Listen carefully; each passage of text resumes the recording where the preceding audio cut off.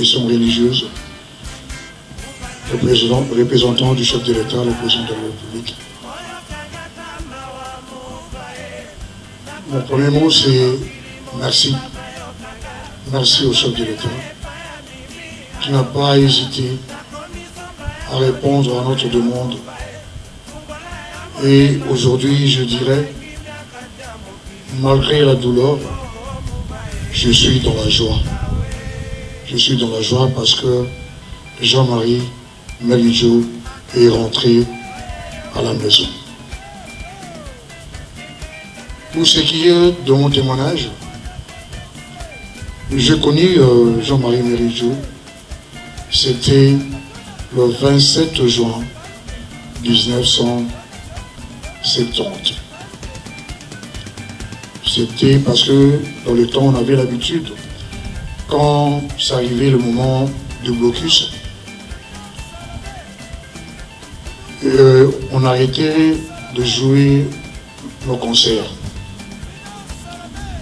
Nous avons fait notre première sortie, c'était au mois d'avril 70. Et le 27 juin 1970, parce qu'on reprenait soit le 30 juin, après le défilé du 30 juin sur le boulevard, bon, le 30 juin. Cette année-là, c'était avant le défilé du 30 juin, le 27 juillet 1970, que l'un de nos cofondateurs, Olivier Monda, nous a présenté Meridjo. C'était au bar Hawaii. Et Meridjo était accompagné de son grand ami, qui est aujourd'hui en France, Rico Lukusa. Devi nous dira, ça c'est mon petit, que j'ai connu dans la section de Xavéry, à la paroisse Saint-Joseph. C'est un bon batteur de conga, donc de tam-tam. Et son entrée, donc Meridjo est parmi les artistes et musiciens de Zaïko qui n'ont pas passé un test comme les autres. C'était son entrée dans Zaïko, et voilà, c'était son début, le début de son aventure dans Zaïko la Malanga. Ce que je dois dire en gros pour Meridjo, c'est quelqu'un qui aimait son art et qui aimait son instrument qui fait partie de la percussion. Parce que je suis témoin. On avait commencé ensemble à jouer à la batterie, soit à apprendre la batterie, avant qu'on commence les concerts avec nos chansons de rumba, avec les instrumentales. Moi, étant chanteur, je ne m'adonnais pas vraiment beaucoup, mais lui, il s'est adonné et il est devenu performant. Parce que c'est par des recherches, par cet amour qu'il portait sur cet instrument qui est la batterie, qu'un jour on me dira, pour Nangaï, parce qu'il avait ses deux maîtres. C'était d'abord Seske Molenga, le batteur de la Frisa de l'orchestre de Taboulé, et Zico Zako, qui était le batteur de Tuzaïna. Mais pour ce qui est du son de la caisse claire, à chaque fois il me disait, qu'est-ce que il faut, il est là, le là, où il y a fanfare de la police. Et on ne manquait jamais, quand il y avait la fanfare de la police, donc l'ancienne police, là je crois le commandant de la fanfare c'était le major Kelly, qui était pas son fils, le colonel. Et il avait même obligé notre vieux DV de chercher à lui acheter une caisse claire de la marque Premier, parce que c'était la caisse claire que la fanfare de la police utilisait pour ce son-là. Donc, on s'est dérangé même pour que chaque vendredi, comme il y avait l'orchestre continental qui jouait au bar vis-à-vis, on s'arrangeait pour se mettre au-dessus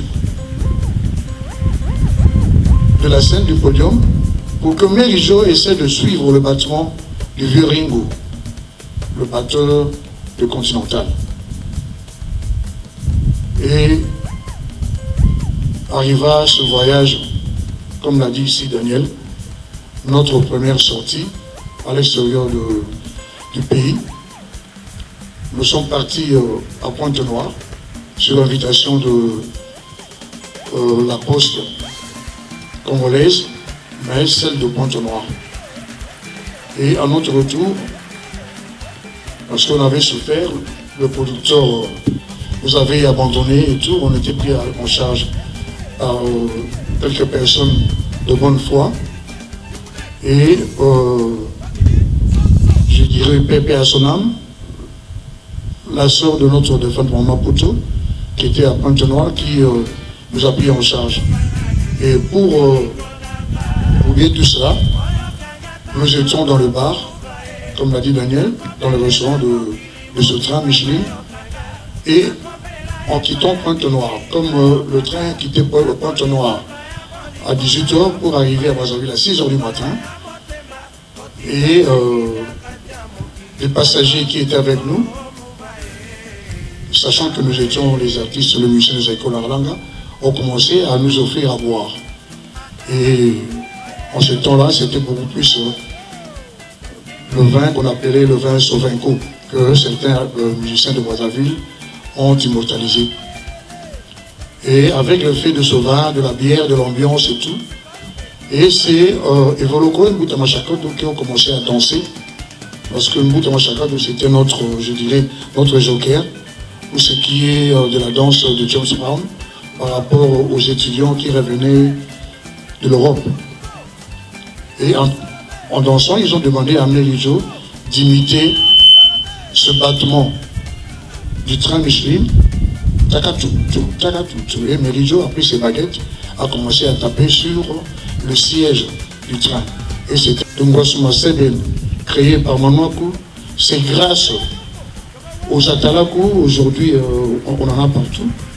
Donc, je dois dire, Merijo a apporté quelque chose et que les écrivains, les chroniqueurs, les hommes de la culture doivent à chaque fois citer son nom, parce que comme notre Rumba, nous sommes en train de nous battre avec les autorités de notre pays pour que cette Rumba soit inscrite comme patrimoine immatériel auprès de l'UNESCO, que Merijo aussi soit cité dans ces différents discours, dans ces différents ateliers qui auront lieu pour l'inscription de cette Rumba.